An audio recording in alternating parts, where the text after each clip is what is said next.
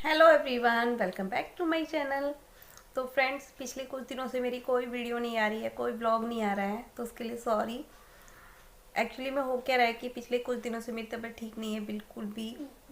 आज थोड़ा सा बेटर लग रहा था तो सोचा चलिए आप लोगों के साथ में थोड़ा सा अपडेट दे देती हूँ, थोड़ा सा बता देती हूँ पीछे। क्योंकि मेरा बर्थडे भी गया था, मेरी एनिवर्सरी भी गई थी, तो बेटी का बर्थडे भी था, तो मैंने क्या किया, क्या हुआ, और पिछले कुछ दिनों से मेरी वीडियोस क्यों नहीं आ रही थी वो सारे अपडेट आप लोगों को दे देती हूँ। तो हुआ क्या था कि पिछले कुछ दिनों से मेरी तबीयत इतनी ख़राब हो रही थी कि मैं आप लोगों के साथ में कोई वीडियो शेयर ही नहीं कर पाई। मेरी डॉटर का बर्थडे था 20 नवंबर का, और हम गए थे शादी में 16 नवंबर को।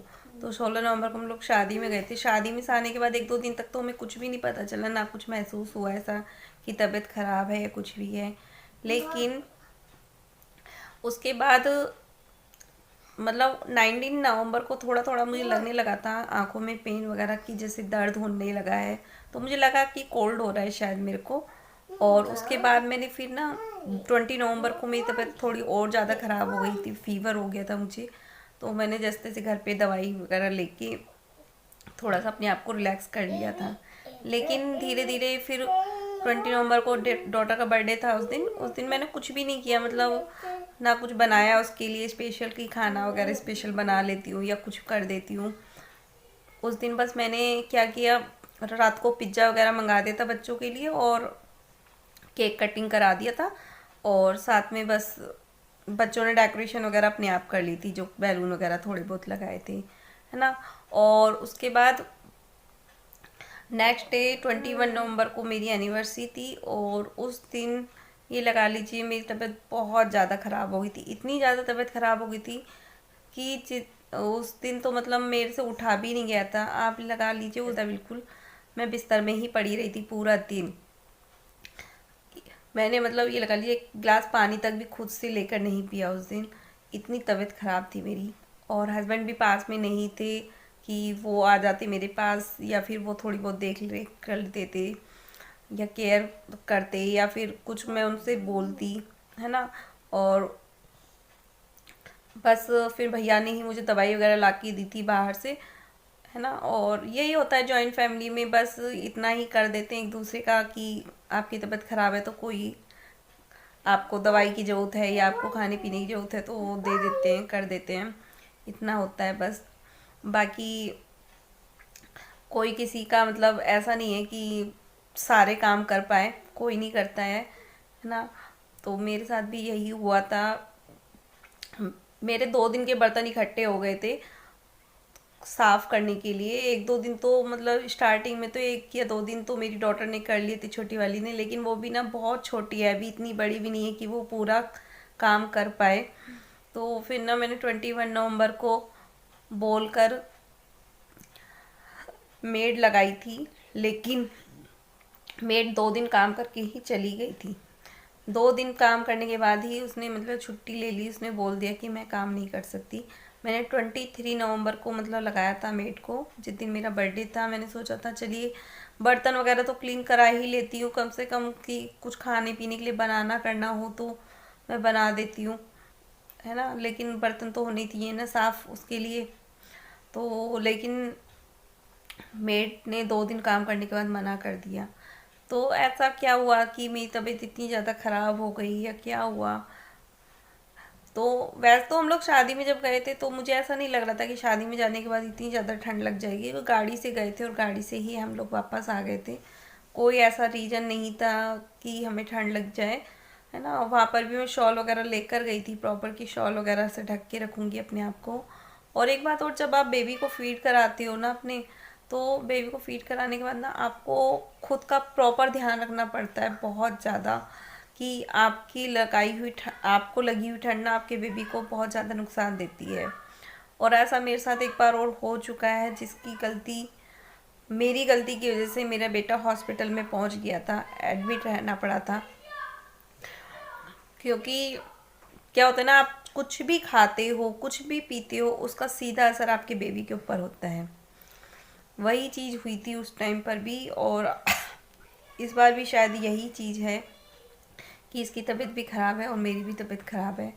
और मैंने मतलब ये लगा लीजिए खाने पीने में भी इतना ज़्यादा लापरवाही नहीं बरती कि मैंने कुछ भी खाया हो, आइसक्रीम खाई हो या ज़्यादा कुछ वैसा खाया हो ठंडा लेकिन फिर भी तबीयत ख़राब हो गई है ना। और मेड काम छोड़कर चली गई। पता है क्या हुआ, इन लोगों को क्या होता है कि इन लोगों को काम करना नहीं होता है लेकिन पैसे पूरे चाहिए। मैंने मतलब ये लगा लीजिए खाली बर्तनों के लिए लगाया था, एक टाइम के बर्तन मारने थे उसके लिए लगाया था 500 रुपीज़ में। अब ये बताइए 500 रुपीज़ एक टाइम के बर्तन के कम है क्या? नहीं ना, है ना, मेरे हिसाब से तो नहीं है। और फिर उसमें भी ना इन लोगों के नखरे रहते हैं बहुत ज़्यादा कि हम गैस पर कपड़ा नहीं मारेंगे बिल्कुल भी। चलिए ठीक है, कोई बात नहीं, गैस पर हम खुद कपड़ा साफ़ कर लेंगे, कोई बात नहीं। लेकिन मैंने उसको बोला कि आप जो नीचे गंदा हो जाता है फर्श उसको तो आप साफ करके जाओगे ना। तो बोलती है कि नहीं, मैं तो सिर्फ बर्तनों की बात हुई है, मैं तो सिर्फ बर्तन मांज के जाऊंगी ना, बर्तन लगाऊंगी भी नहीं, बर्तन सिर्फ धो के जा बर्तन मांज के जाऊंगी। सिर्फ सिंक में मतलब सिंक को साफ भी नहीं करना है अच्छे से, मतलब सिंक में कपड़ा वगैरह जूना वगैरह कुछ नहीं मारना है। सिंक ऐसे ही पानी डाल के बस साफ करके जाऊंगी, ऐसे ही मतलब वो नहीं करूंगी क्लीन। तो भैया ऐसे काम वाली से क्या फ़ायदा जो आधे काम करके जाए और आधे काम आपको खुद ही करना पड़े इतने पैसे देने के बाद भी। तो मुझे नहीं लगता कि कोई बेनिफिट है, मुझे नहीं लगता कि कोई बेनिफिट है इस चीज़ का। तो इससे बेटर तो ये है कि मैं अपना काम खुद से ही कर लूँगी जितना भी मुझसे हो पाएगा, है ना। तो यही सोच कर फिर मैंने बस उसको मना ही कर दिया। वो खुद भी काम करने के लिए तैयार नहीं थी, बोल रही थी कि मैं पैसे बढ़ा दो तो मैं कर दूँगी, पैसे बढ़ा दो तो मैं कर दूँगी। भैया एक टाइम के बर्तन के और कितने पैसे लगाऊं बताओ, है ना। तो इन लोगों के भी बहुत ज़्यादा नखरे हो गए हैं, तो मुझे पसंद नहीं आता है मेड का काम किया हुआ। वैसे भी अपना काम खुद से करो, अपने हाथ से करो, वो ज़्यादा बेस्ट है, बेहतर है ना। और वैसे भी ना जब हम अपने काम अपने हाथ से करते हैं ना बहुत संतुष्टि मिलती है। एक तो प्रॉपर जगह पर चीज़ें मिल जाती हैं रखी हुई, और दूसरा ये लोग इतना तोड़ फोड़ और इतना नुकसान करते हैं ना, वो बहुत ज़्यादा होता है। दूसरा इनके साथ में ना पूरी तरह से देखते रहो कि क्या कर रही हैं, क्या कर रही हैं, इनकी ऊपर निगरानी रखो पूरी, बहुत ज़्यादा सिरदर्दी हो जाती है। तो इसीलिए बस मेड भी हट गई थी। और कुछ लोग कह रहे थे कि शादी की डीवीडी में आप बहुत सुंदर लग रहे थे, बहुत प्यारे लग रहे थे, आपको नज़र लग गई है शायद।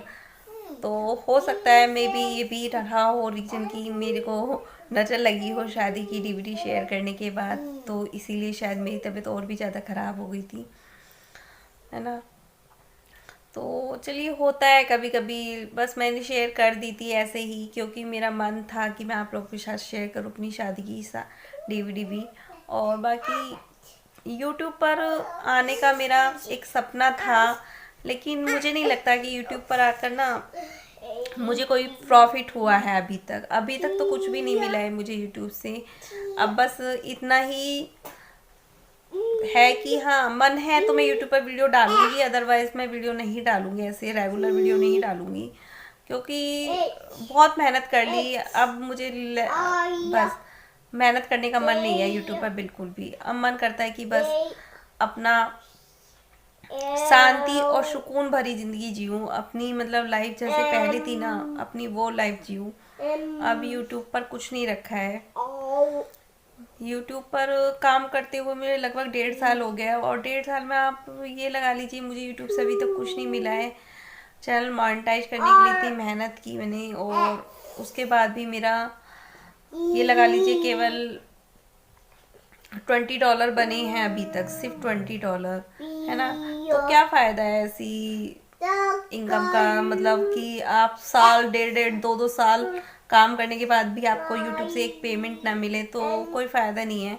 यूट्यूब पर वैसे भी मेहनत करने वालों की कोई कदर तो है नहीं, यहाँ पर सिर्फ यहाँ पर लक चलता है या फिर यहाँ पर थोड़ा सा सपोर्ट चाहिए, किसी का सपोर्ट चलता है यहाँ पर ऐसा नहीं है कि यहाँ पर आप बिना सपोर्ट के या किसी उसके आगे बढ़ पाओ, है ना, मेहनत के। तो मेहनत तो मैंने बहुत करके देख ली है, लेकिन मुझे कोई प्रॉफिट नहीं है मेहनत करने का।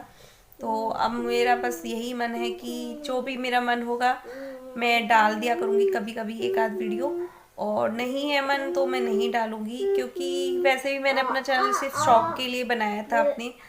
अब बस अब मुझे अपनी सुकून भरी ज़िंदगी चाहिए, अपनी पहले जैसी लाइफ, जैसे कि यूट्यूब पर आने से पहले थी मेरी लाइफ। अपने पसंद के यूट्यूबर्स की वीडियोस देखती थी, उनको फॉलो करती थी, उनकी बनाई हुई क्रिएटिविटी मुझे अच्छी लगती थी, तो मैं अपने बनाती थी घर में, अपने घर को सजाती थी, संवारती थी।